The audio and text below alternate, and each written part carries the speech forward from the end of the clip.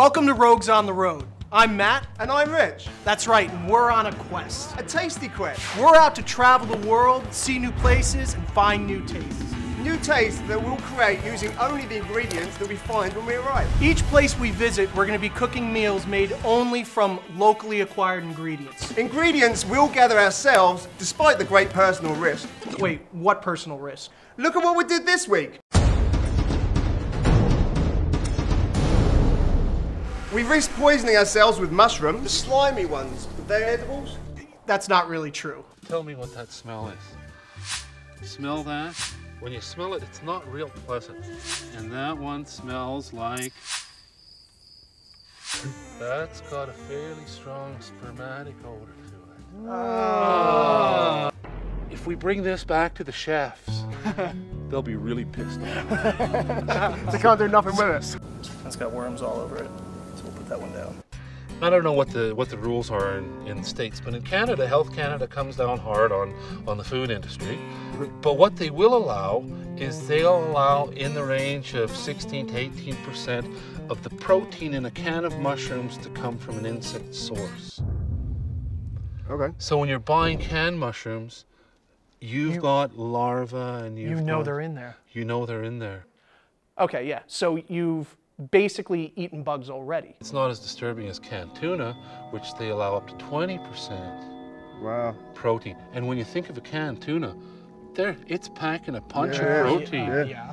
And up to 1/5 of it can come from an insect source. Wow. So, acceptable limits. yeah, acceptable. Okay. Acceptable limits. I'll eat a few worms. Yeah. Yeah.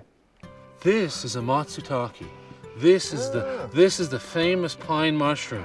So this is what the Japanese pay hundreds of dollars a pound for. Oh, wow. This mushroom. This is the one that people arm themselves in the woods and guard their patches.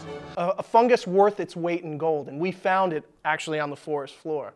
Now that I consider a successful mushroom hunt. Okay, so we drove through rivers to catch fish. Well, yes, but it wasn't like the Mississippi or anything. I have absolutely no fly fishing experience. I came out here for a little lesson from Matt, hopefully. It's a total waste of time, obviously. Yeah, well, you need to get this thing moving because we're on a bit of a time limit to catch these fish, and there's going to be some hungry people tomorrow night. The pressure's on. Do you want to get in and try it? I'll give it a go, yeah. Yeah. This is probably the most boring thing to film ever. Beautiful cutthroat. We're going to get them back in. And then we had to face the... Oh, the market? Okay, yeah, that was pretty safe. We are challenging the chef tonight to cook a meal for us. And we have two main ingredients. We have wild mushrooms and we have brook trout.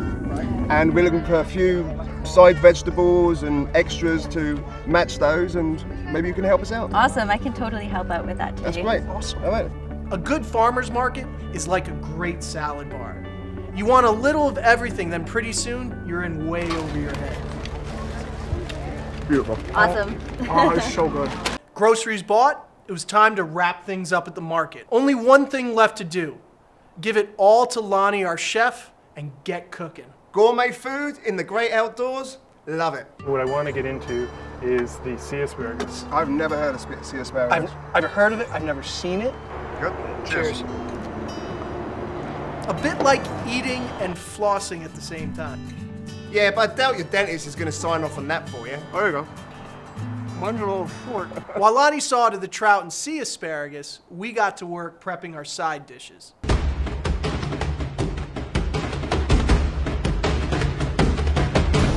And so it was finally time to eat. At long last. First we had the mushrooms. Very rustic, rich and buttery.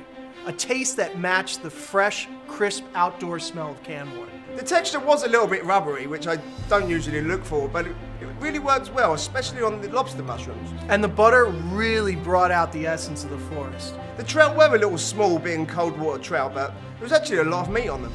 That's right. Light, flaky, just needed a little butter and a few herbs to really enhance their flavor. was delicious and good for the local fish as well. The farmers market had an incredible variety of locally grown fruits and vegetables. It was a renaissance of heirloom produce, and everything had some sort of story attached to it from the farmers that grew it. A true farm-to-plate experience, and what we got just kicked our main ingredients into overdrive. And it didn't even look that hard. Lani cooked them in a way that anyone could do, and made a world-class meal out of it all. You can say that again. All you need for an inspired dinner is a little motivation and some creativity with your local ingredients. And a sense of adventure doesn't hurt. Never does. Thanks to everyone we met for sharing your passions with us. And thanks to all of you for joining us on this great ride.